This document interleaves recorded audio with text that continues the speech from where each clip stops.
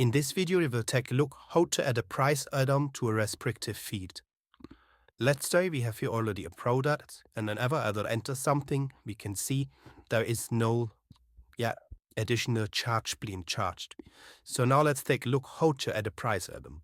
Let's say we will go to a field which I have already created, and we will click the Edit pencil. We will always find here an option which is called Price Add-ons. Just that you know, even if you go with the product options, we can also take a look at that. And the restrictive option is added to the right side.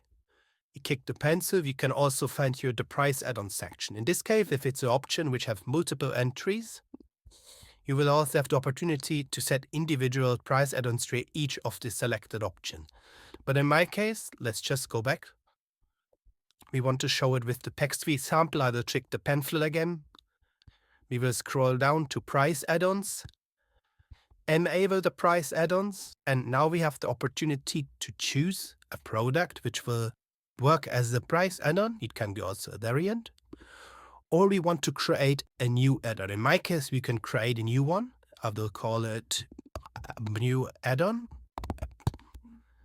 And we will also be with the price. Just remember that this name will also be shown in card which you will enter here. We will click apply, and then we click the save button.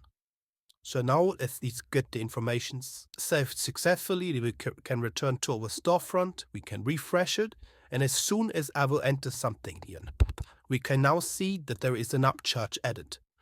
If I go to card as well, in my case I have to add more characters since I set a character limitation here inside.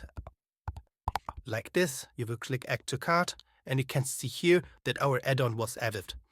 Now as an information, you can also set a product image if you want. You will just find this add-on product that we showed to you in products.